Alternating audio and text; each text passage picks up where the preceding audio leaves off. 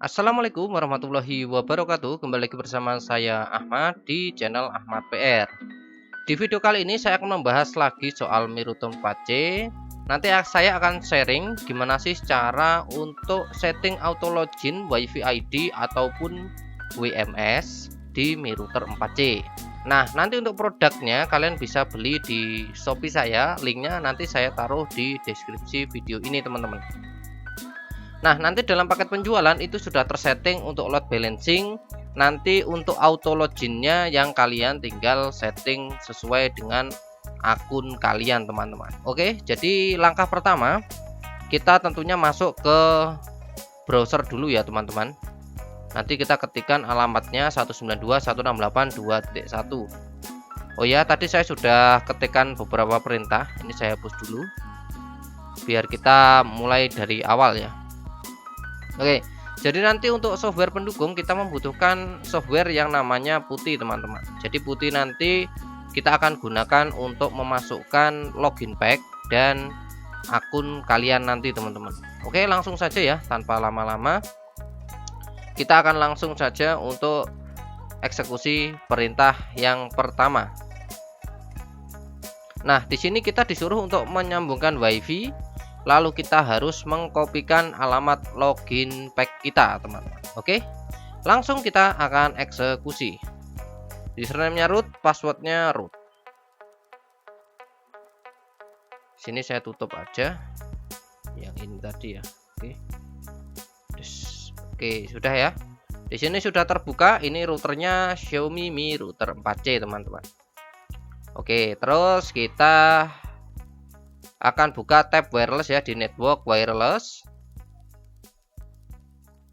Oke, kita tunggu. Nah, di sini ya, ini saya hapus dulu. Ini adalah yang lama, teman-teman. Save and apply.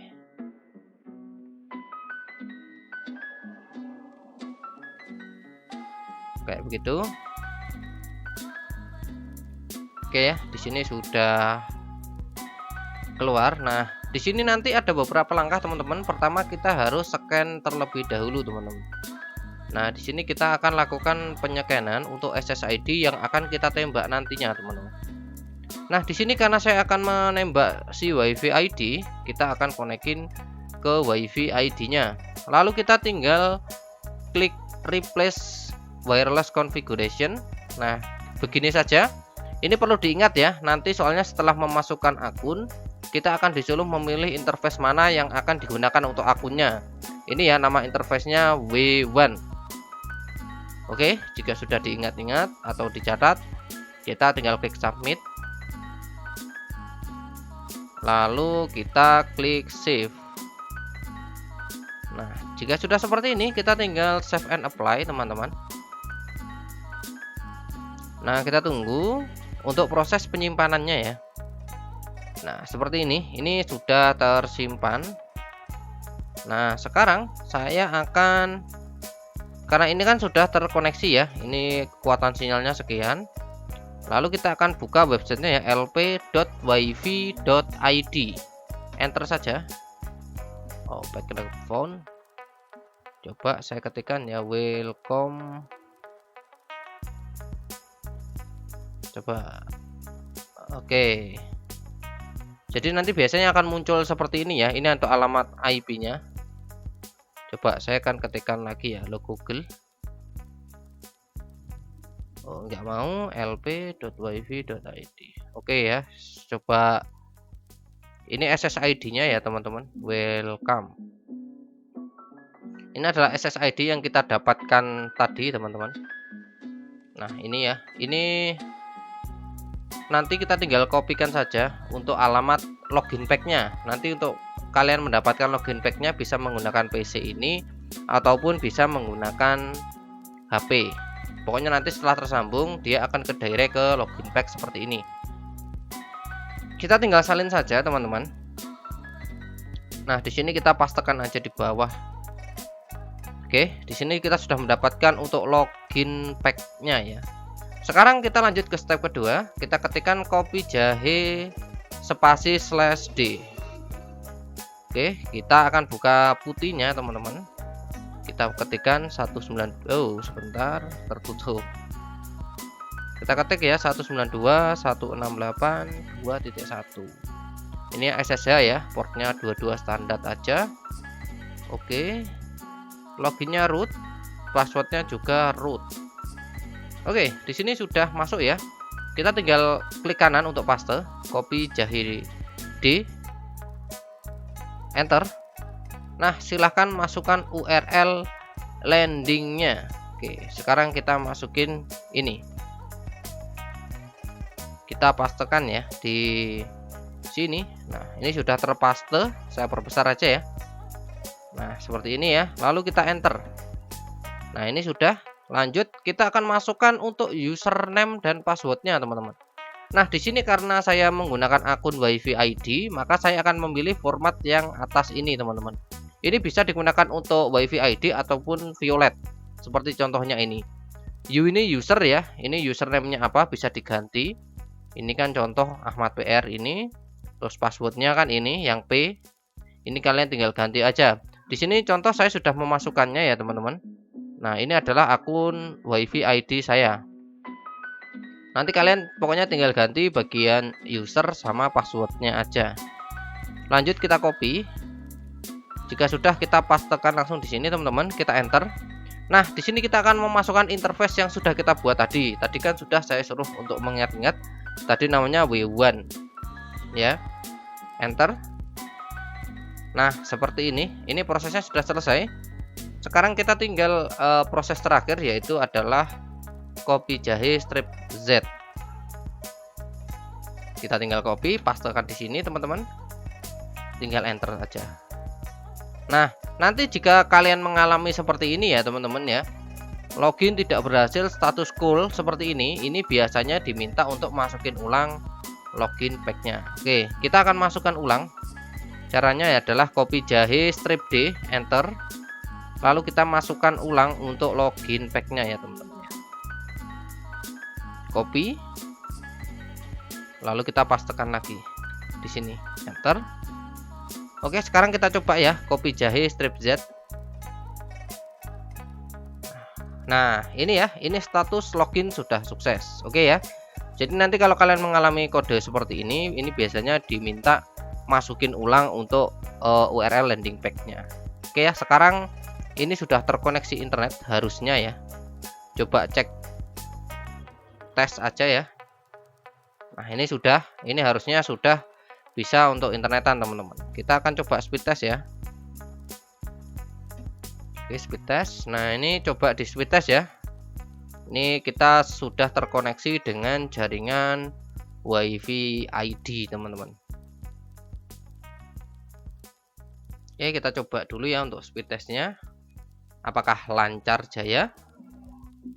Oke, ini masih proses ya. Agak lama.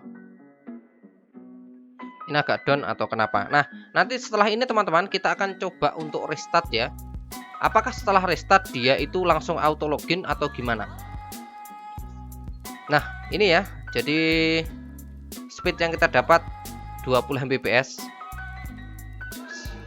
Sesuai dengan langganan sih, agak naik sedikit.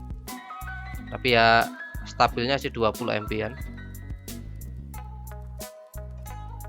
Oke, seru sih nyoba-nyoba seperti ini. Ini karena kemarin kan yang beli router ini untuk nembak WiFi ID banyak yang nanya cara nyetingnya gimana. Ya saya kan bingung karena di rumah tidak ada WiFi ID. Terus akhirnya kemarin pasang lah, nggak apa-apa buat ya nyoba-nyoba sama dipakai pribadi di rumah kan lumayan.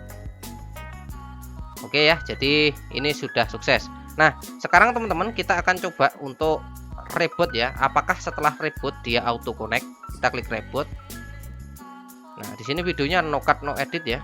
Jadi kalian biar bisa tahu untuk prosesnya. Nah, ini langsung terputus. Kita tutup aja. Nah, oke, kita tunggu untuk proses rebootnya ya. Di sini di bagian bawah ini kita belum mendapatkan alamat IP ya. Nah, kita tunggu sampai ini mendapatkan alamat IP lagi, teman-teman. Karena proses reboot. Nah, ini ya. Ini mulai mendapatkan alamat IP. Ya, kita akan tunggu.